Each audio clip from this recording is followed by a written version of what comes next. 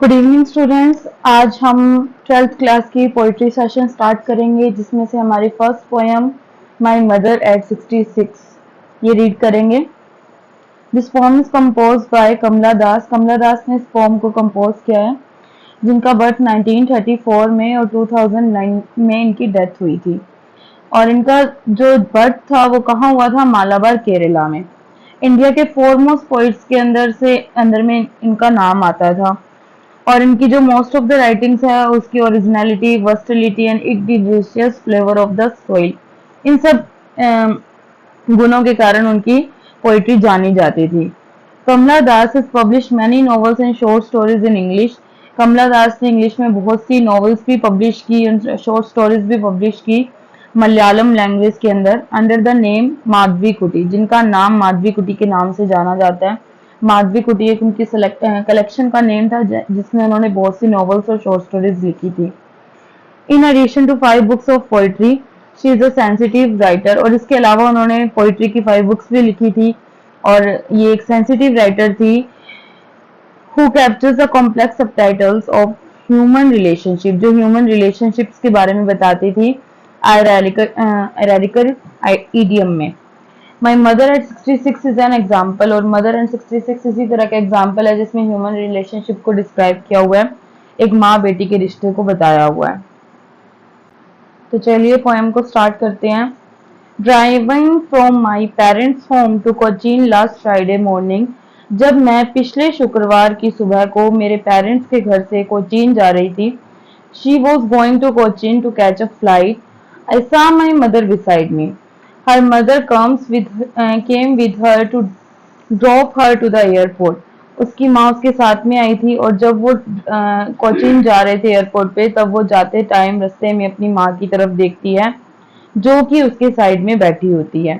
Dose open mouth, dose का मतलब होता है ऊँघना या लंबी सांसें लेना। ओपन माउथ जो कि मुंह खुला कर कर डोजिंग कर रही होती है। Her face ashen like that of a corpse, और उसका जो फेस है, उसका जो चेहरा है, वो किसकी तरह लग रहा होता है? कॉप्स का मतलब होता है एक शव, शव की राख की तरह उसका चेहरा दिखाई दे रहा होता है। एंड रियलाइज विथ पेन, और उसे देखकर यह रियलाइज किया जा सकता है कि उसकी माँ कितने दर्द में है। That she was as old as she looked, but soon put that thought away, और वो उतनी ही बूढ़ी दिखाई दे रही है जितनी वो रियलिटी में है। मतलब जो 66 ईयर एज है उसकी, वो उसके फेस से साफ झलकती है। लेकिन जो पोइटस है वो इस बारे में सोचना नहीं चाहती, वो जल्द ही इस विचार को अपने से दूर करना चाहती है।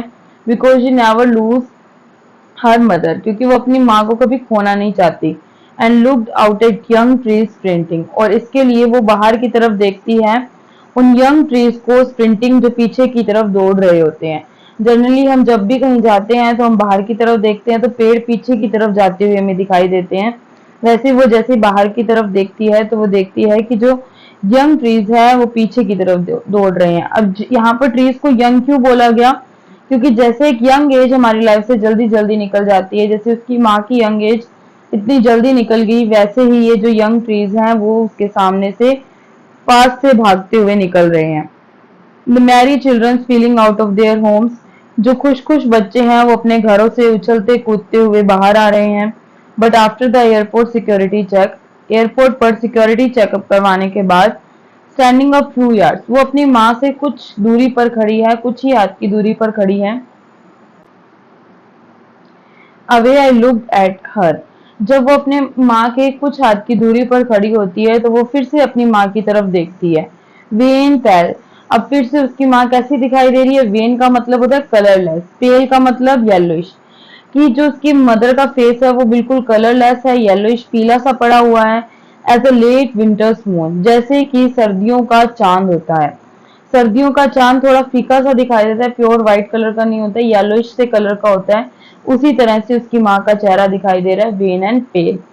And felt that old familiar act, और वो अपने पारिवारिक दर्द को महसूस करती है जैसे वो अपने माँ को देखती है। माई चाइल्डहुड फियर, मेरे बचपन का डर। और उसका बचपन का डर क्या होता है? बिकॉज वो हमेशा ये बात से डरती थी बचपन में कि उसकी मदर उससे कभी दूर ना चली जाए। आज वही डर, वही दर्द उसकी लाइफ में वापस लौट आया है। बिकॉज शी नो डैट उसकी माँ की एज कितनी हो चुकी है, 66 ईयर्स, और एक टाइम ऐसा आएगा कि जब उसकी माँ ये दुनिया छोड़कर चली जाएगी, तो उसे ये डर फिर से लगने लगा है कि शायद वो एक दिन अपनी माँ को खो देगी। बट ऑल आई सैड वो सी यू सून अम्मा, लेकिन जाते जाते मैंने मेरी माँ की तरफ देखकर सिर्फ यही कहा कि हम दोबारा जरूर मिलेंगे।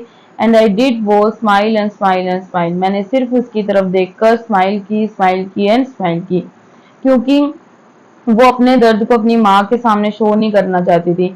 इसीलिए उसने अपनी माँ की तरफ देखकर सिर्फ स्माइल की और उसे हंसते हुए विदा किया, और उसे जाते जाते सिर्फ ये कहा कि हम दोबारा जरूर मिलेंगे, क्योंकि वो अपनी माँ को एक सांत्वना देना चाहती थी, एक मोटिवेशन देना चाहती थी कि वो अपनी लाइफ थोड़ी और टाइम जिएगी और हम दोबारा जरूर मिलेंगे।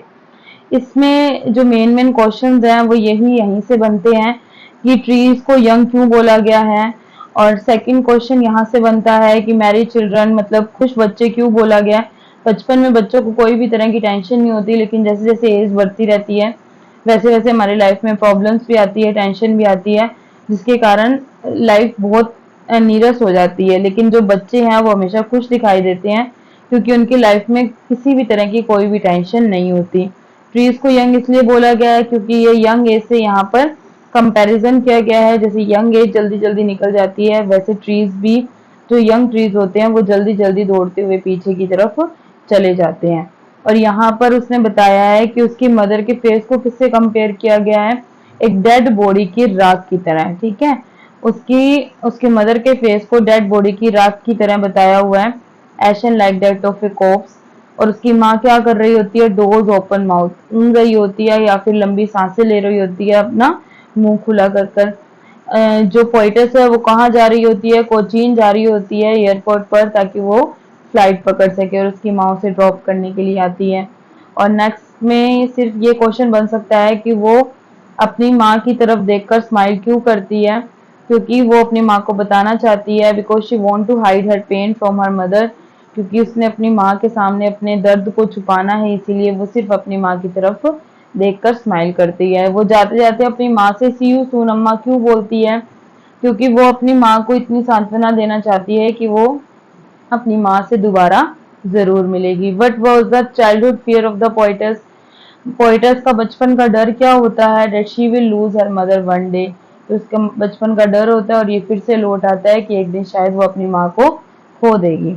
और इसके अलावा ये क्वेश्चन पूछ सकते हैं कि लेट विंटर मून से कंपैरिजन क्यों किया गया है, क्योंकि उसकी मदर का फेस वेन एंड पेल दिखाई दे रहा था, just as the late winter moon, जिस तरह से सर्दियों का चांद होता है, इसीलिए उसके मदर के फेस को लेट विंटर मून से कंपेयर किया गया है। होप सो आपको पोएम अच्छे से समझ में आ गई होगी। अब इसके अंदर कुछ पोएटिक डिवाइसेस का यूज भी हुआ है, like smile, smile and smile. Repetition का यूज हुआ है, the poet has uses repetition here, smile and smile and smile. जब एक वर्ड को एक या दो या तीन बार प्रेजेंट किया जाता है बार बार, तो उसे हम क्या बोलते हैं, रिपीटेशन। तो यहाँ पर रिपीटेशन का यूज हुआ है।